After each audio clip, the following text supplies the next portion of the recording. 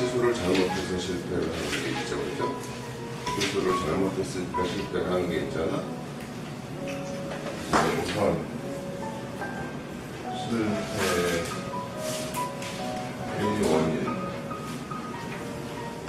할 때는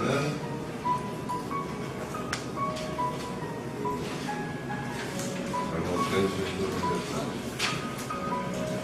지금 우리 인선생이나 공부는 이게 잘못된 시술이 되지 않기 위해서 하는 과정을 익히는 거야.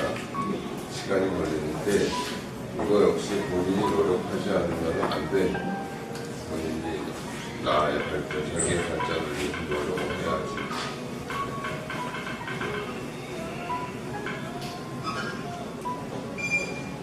그리고 또 하나는 또 실패하는 원인이 또 하나가 있다면 뭐가 있을까?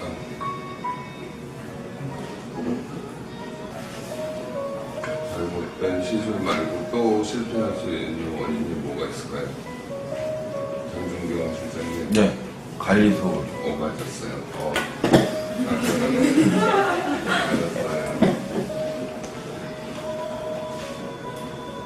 잘못된 관리. 이게 있을 수 있어요. 그죠? 네. 그러니까는 우리가 네가 빠졌다. 네가 빠졌어. 다른 사람 얘는 멀쩡한데 그 사람 어떤 환자분의 얘는 빠졌다 그러면 뭔가 관리가 물론 약할 수 있어요. 체질적으로 약할 수 있지만 잘못된 관리가 에어컨 조금 잠깐 끄든지 해야 되겠다. 이제 날씨가 관리가 잘못된 거예요. 우리는 뭐 어쨌든 잘못된 시술에 대해서는 의사가 다시 제대로 시술을 정확하게 해줘야 되는 게 있고, 그죠? 그 다음에 관리가 안 되는 부분은 환자가 관리하는 습관을 바꾸지 않으면 또 망가질 수밖에 없어요. 풍치라는 게, 우리가 치주염이라는 게, 어떻게 보면 환자가 얘를 좀 너무 잘못 닦았다기보다는 대부분의 경우에 그런 경우도 있어요. 어금니 쪽에 칫솔이 잘 안 간다든지 그런 경우도 있지만 대부분의 경우에 나는 체질이 약한데 그 체질이 약한 거, 치아가 약한데 잇몸이 약한데 잇몸이 약하니까 보통 사람과 달리 관리를 열심히 해야지 오래 가는데 그게 관리가 제대로 안 되면 또 망가질 거예요. 그러니까 시술을 잘 했다 하더라도 관리가 안 되면 또 망가질 거예요. 그죠? 이걸 분명히 환자분한테 알려줘야 되는 거예요. 그렇잖아요? 예. 그러니까는 뼈가 부러져서 기부스를 하고 있어야 이게 뼈가 붙는다고 했는데 기부스 제대로 안 하고 있으면 뼈가 안 붙을 거 아니에요. 평생 가도 뼈가 안 붙을 거예요. 그런데 여기서도 이제 또 병원에서 해야 될 일은 이 환자분이 제대로 이를 닦고 있는가 하는 거에 대해서 모니터링을 해줘야 된다고. 관리를 제대로 하고 있는가. 그러니까 우리가 3개월이니 6개월이니 뭐 1년마다 오라고 하는 거는 환자가 닦는 정도에 따라서 시간을 이렇게 간격을 둬가지고 제대로 닦는지 하는 거에 대한 모니터링을 해줘야 된다고. 그렇겠지? 이거 그냥 당신이 잘못 닦았어요. 끝낼 게 아니라 이것까지 해주기 위해서 정기적인 리콜책을 하고 자꾸 얘기를 해주고 그렇게 해줘야 되겠다. 그 얘기예요. 그러니까 예를 들어서 치아가 이렇게 있고 이게 뭐 5번 차, 자연차가 있다고 쳐. 여기 6번 이렇게 해가지고 여기다 6번에다가 임플란트를 이렇게 심어야 돼. 이렇게 심어야지 맞는데 이렇게 심어야지 맞는데 치아가 있고 치아를 뭐 6번 치아를 이렇게 심어가지고 이렇게 삐딱하게 만들어 놓는 경우도 있어요. 그죠? 그러면은 이 보철물에 대해서 이렇게 자꾸 여기서 힘을 가하면은 이게 자꾸 쓰러지는 힘이 가해지고 나서가 풀리거나 뭐 이런 잘못된 시술을 하면 안 되겠죠. 잘못된 시술이라는 거는 이게 우리가 파노라마 엑스레이로 볼 때 이런 각도도 있을 수 있지만 이렇게 단층 촬영해서 보면 여기 대합치가 있고 여기 이렇게 들어가줘야 되는데 이렇게 들어가줘야 되는데 뭐 너무 이쪽에 나왔다든지 이쪽에 나왔다든지 해도 또 마찬가지예요. 그는 시술이 잘못되면 그거를 그냥 다시 고쳐주는 수밖에 없어요. 그죠? 이제 이런 부분이 어떤 기계적인 실패에 대한 얘기라면, 그 다음에 어떤 분이 이렇게 자꾸 나사가 풀려서 오는 분이 있잖아요. 이제 나사가 잘못될 수도 있고 어떤 부속의 연결이 잘못됐을 수도 있고 그래요. 우선은 나사를 조여서 확인을 하고 교합을 조절을 하고, 그래도 안 되면 다시 만들어줘야 되는데, 제일 나쁜 거는 뭐냐면 임플란트가 불량품이다 그러면 그 임플란트를 바꿔야 되는데 그건 환자한테 굉장히 큰일이 되잖아요. 근데 그거는 어떻게 보면 병원의 잘못은 아니에요. 이렇게 식약청에서 허가를 받고 거기서 이렇게 나온 거기 때문에, 이건 이제 기계적으로 이렇게 볼 수가 있다는 거. 또 하나는 이제 생과학적인 실패에 대한 얘기는 시야가 있고 주변에 이제 지저골이라는 뼈가 있고 잇몸이 둘러싸여 있고, 그런데 잘 닦이지 않아서 뼈가 이렇게 이제 내려가서 망가진 분들한테 이를 빼고 뼈를 다시 쌓고 임플란트를 하는데, 뼈라는 거는 이렇게 만약에 이렇게 망가진 경우에 뼈를 쌓는다 하더라도요, 뼈는 항상 건드려지지 않아야 굳어지는 거예요. 뼈가 이렇게 여기서 이렇게 뼈 세포에 의해서 뼈들이 조금씩 어떤 거든지, 우리가 뭐 살도 마찬가지예요. 사실은 뭐 화상을 입어서 피부 이식을 했다. 그러면 이게 흔들리지 않아야 이렇게 제대로 치유가 되는 거거든. 근데 여기 음식이 자꾸 눌리고 어쩌고 하면 요즘에 조금 뭐가 잘못, 환상 같은 생각을 할 수가 있어요. 그냥 내가 병원에 가서 시술을 받으면 나는 아무런 주의를 안 해도 그냥 이게 저절로 나아야 된다라고 생각할 수 있는데 그렇지 않아요. 그렇지 않아요. 낫고 나면 뭐 어떤 분은 이렇게 뭐라 그럴까, 재활치료라는 걸 열심히 본인이 해야 되는 경우도 있고, 그렇지.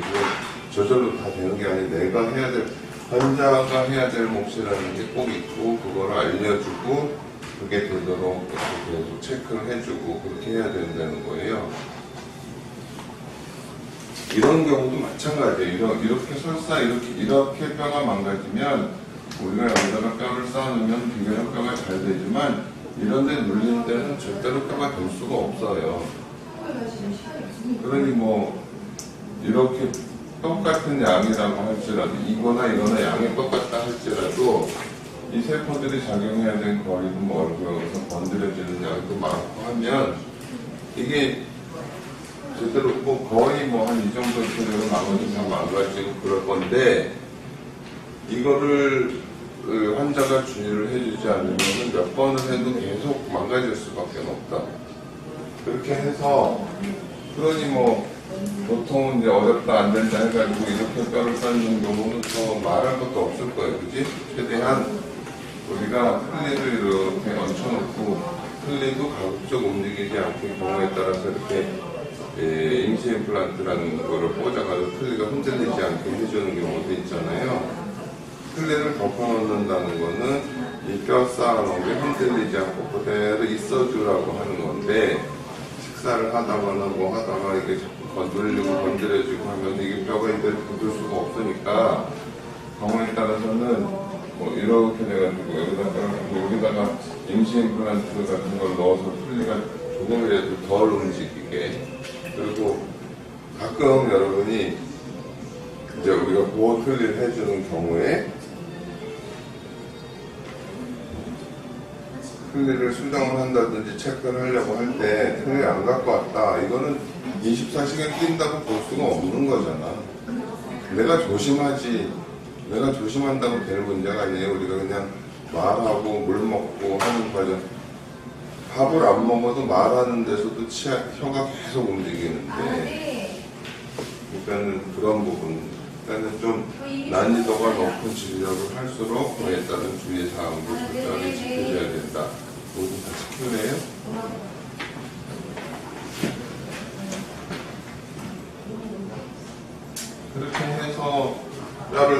만들었는데 뼈를 뭐 힘들게 뼈를 만들어서 여기다가 임플란트를 심고 여기다 이를 만들었다 그랬는데 지금은 여기 없어요라는 식으로 하면은 그거는 점점 가라앉는 것밖에 안 돼요. 내가 책임을 지려는 자세로 가야 되는 거지.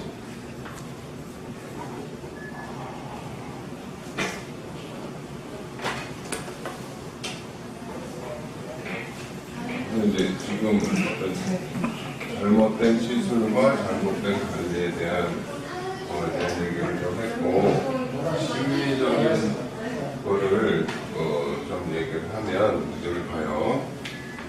딱 이렇게 생각을 하면 돼요. 잇몸 밖에서는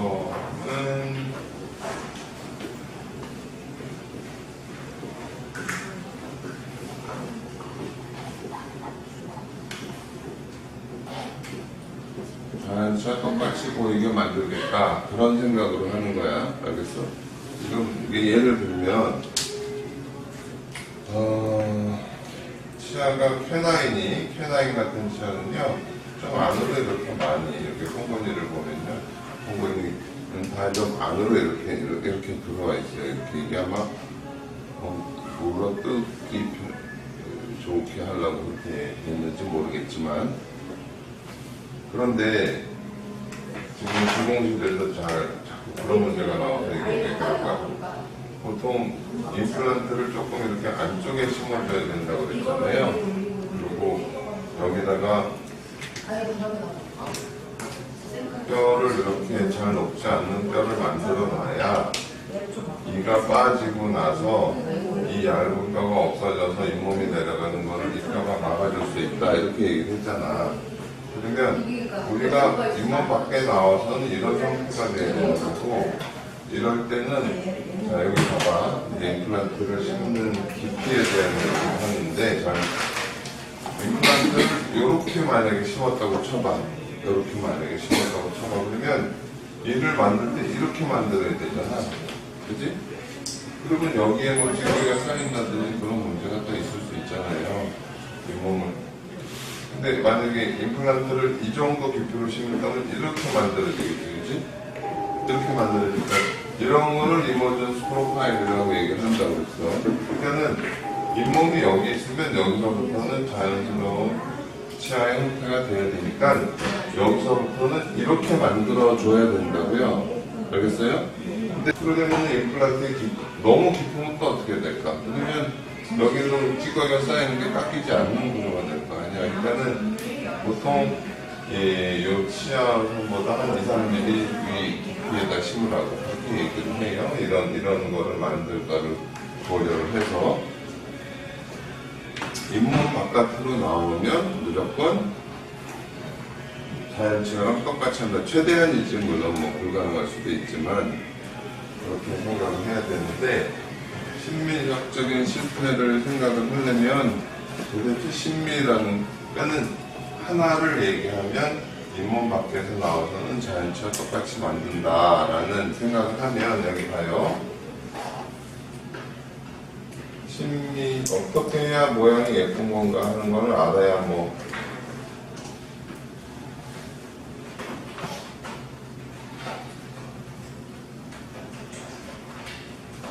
쾌나인은 옆에서 보면은 중견수처럼 이렇게 생겼지만 앞에서 보면 거의 이런 식으로 돼 있어요. 이렇게. 그러면 어금니 쪽도 사실은 내가 추구하는 진료는 이제 임플란트를 이용해서 보철이잖아. 내가 보철이라는 거는 없어진 부분을 대체해 주는 거예요. 인공물로 대체해 주는 건데, 이왕이면은 구별이 안 될 정도로 잘 어금니까지 다 포함해서 마찬가지로 하는데, 이제 모양에 대해서 눈에 띄는 거는 앞쪽이랑 앞니예요. 앞니 이렇게 이게 잇몸선이 이렇게 돼 있잖아요. 그 다음에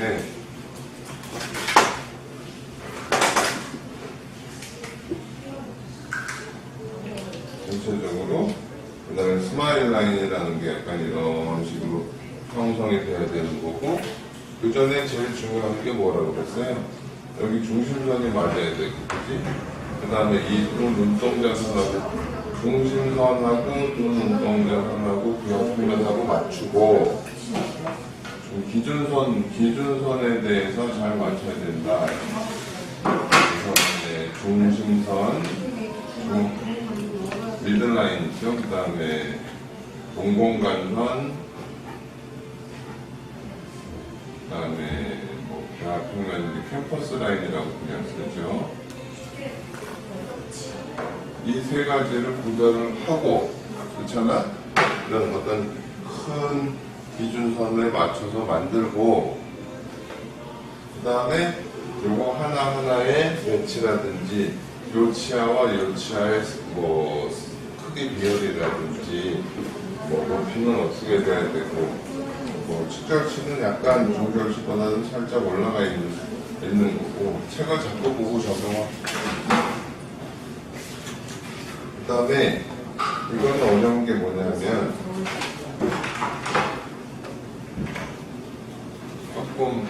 다음에 조금 더 얘기를 해야 되겠지만 예를 들어서 여기 코가 이렇게 있으면 이 앞니가 나중에 여러분 CT를 보면 알겠지만 전체로 이렇게 잇몸이고 이런 식으로 박혀 있어요. 이 전치부를 보면 이런 식으로 박혀 있어서 이 바깥쪽에 뼈가 굉장히 얇고 있는 이가 빠지면 이가 이렇게 뼈가 꺼지기 시작을 하는데 뿌리를 잡는 역할이 없어지니까 그냥 이가 빠진 상태로 그냥 두면 이 뼈가 자꾸 올라가서 잇몸도 이렇게 올라가 버리는 수밖에 없어요. 그래서 예전에 앞니 임플란트 하고 싶고 잇몸이 올라가서 보기 싫어지고 뭐 임플란트가 비치고 하는 거는 시술 당시에 잘못된 게 아니에요. 그 이후에 발생하는 어떤 뼈의 변화, 그에 따른 잇몸의 변화 때문에 그렇게 되는 거거든. 근데 그렇게 하려면 항상 어떻게 돼? 임플란트를 조금 이렇게 뿌리 방향대로 심으면 뿌리 위치대로 심으면 안 되고 임플란트를 조금 이렇게 입천장 쪽으로 심어줘야 되는 거야.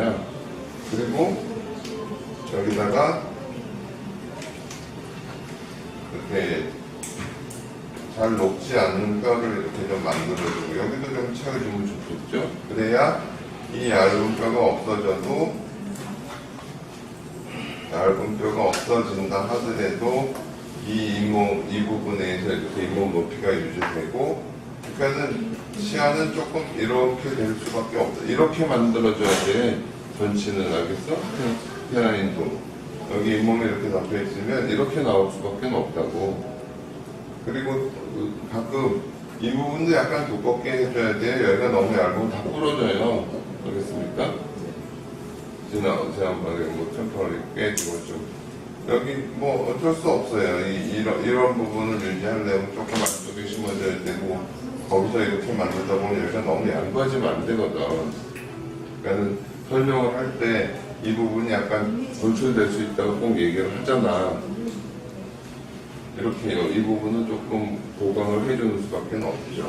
경우에 따라서는 조금 높이 만들어가지고 이렇게 해줘야 될 수도 있을 거예요. 심미라는 건 결국 보이는 쪽을 생각하지 뒤쪽까지는 뭐 어떻게 할 수가 없는 경우가 있으니까. 근데 봐봐요. 여기는 치아가 이렇게 있고 치아가 이렇게 있고 잇몸이 건강하다면 그 치아를 잡아주는 치정골의 뼈가 이렇게 돼 있거든. 그래서 잇몸도 이렇게 돼 있을 수 있어요. 근데 이가 만약에 빠졌어. 여기 이가 없어.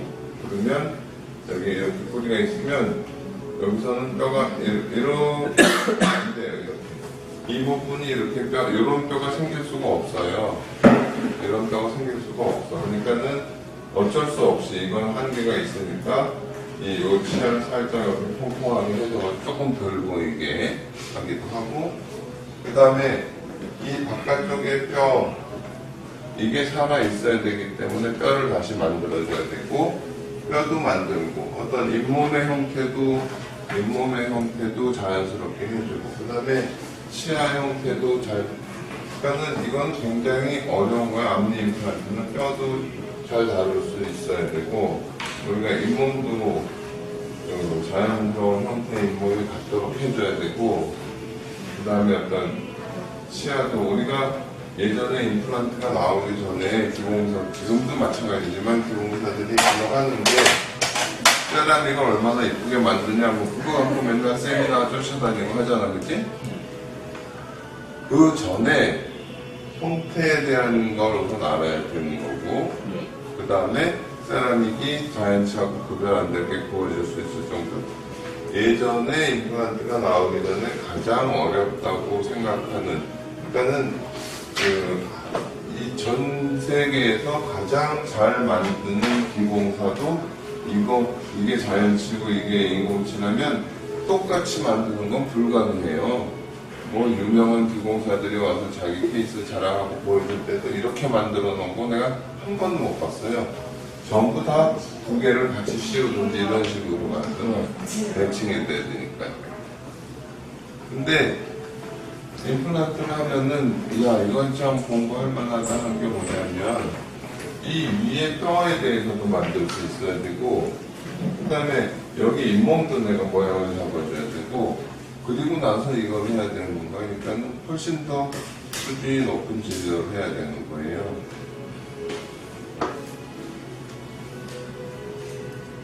그러니까 할만한 거지. 평생 할만한 거가 되는 거지. 그리고 뭘 익히고 싶으면, 그러니까 잘하고 특전사가 되고 싶으면 특전사 훈련을 받아야 되겠지. 되기 싫으면 그만이고, 내가 되고 싶다 그러면 그렇게 해야 되잖아. 나 자신을 내가 훈련을 시켜야 되는 거잖아요. 그렇잖아?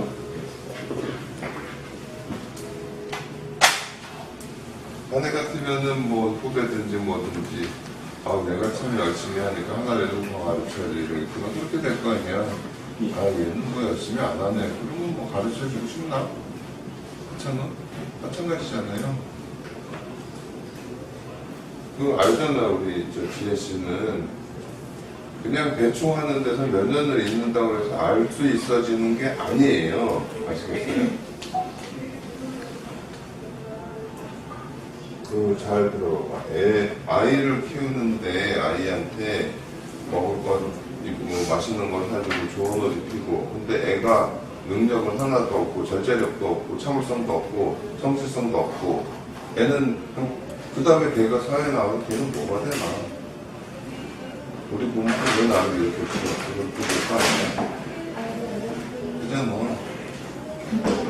내가 어린애 같은 생각하지 말고 나 스스로 내가 나 자신을 잘 훈련을 해야 된다라는 나이가 들었으면 이 부분에 대해서는 한 번쯤 더 얘기를 해야 될 것 같아요. 이거는 시술도 잘 해야 되고, 그 다음에 이런 건강한 잇몸이 유지가 되려면 환자도 시술도 잘해야 되고 환자가 관리도 잘해야 되고 그래야 유지되는 거예요.